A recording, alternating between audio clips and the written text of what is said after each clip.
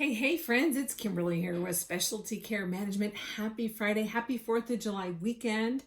I don't know about you, but I am really looking forward to knocking off those final things on my goal list for this week so I can spend a late afternoon in the pool. I'm really excited about that because I've worked really hard to clear my pool. If you haven't heard about my pool escapade, I'm happy to share. But anyway, in my master class today, so I work with a coach myself. I am a certified professional coach, and as my other coach friends will testify, we work with coaches.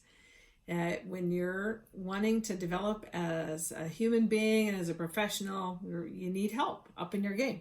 So anyway, I'm in my master class today, and one of the concepts that we kicked around was this concept of doing hard things and embracing hard things, and how that really helps us move into world class, right? How that helps us really develop and continue this, in my mind, development and growth. It's an eternal principle. I don't think it's something that we quit doing when we die, right? I think we continue to progress and to grow. Anyway, it got me thinking about and one of the exercises was to look back and think about what in our lives has contributed to our ability to desire to do hard things. What has shaped that? And it got me thinking about a few lessons that probably started with my dad. So my dad had a few sayings I loved, and I remember as a young girl, was in nursing school at that time. We lived outside of Dallas, Texas, in Garland, and my dad and his brother's big hill climbers. So I grew up on a motorcycle and hill climbs and hot dogs and hill climbs.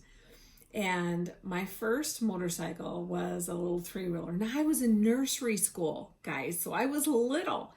And I remember following my dad. We're out in the woods, and he had gone up this.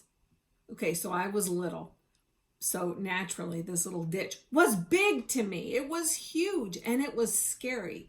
And my dad went up it. He had a bull taco. So he went up it with his motorcycle, and here I'm a little three-wheeler. And of course, I thought this was this huge mountain. It was very difficult, very scary.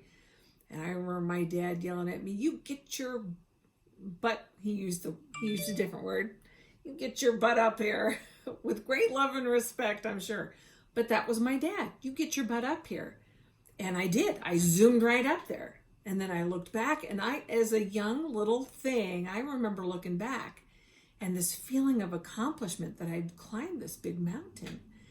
And I think some of those early things, so especially for fathers and parents, helping your kids embrace hard things by not doing it for them, encouraging them to tackle hard things. I think it has a profound impact. I think it had a profound impact on shaping how I address challenges and how I actually seek them out.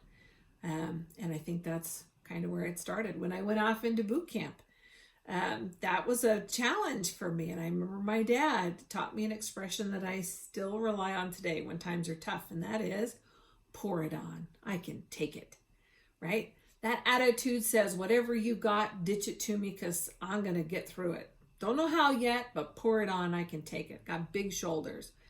I can take any challenge you throw at me. And I think a few things play into that. I think having an eternal perspective. I believe that a loving Heavenly Father makes all things for our greatest and highest good, even when it sucks. There's a refining fire to going through difficult things and challenges, and a humbling quality to that. And it can instill this desire to grow. And I had a great time in boot camp. It was difficult.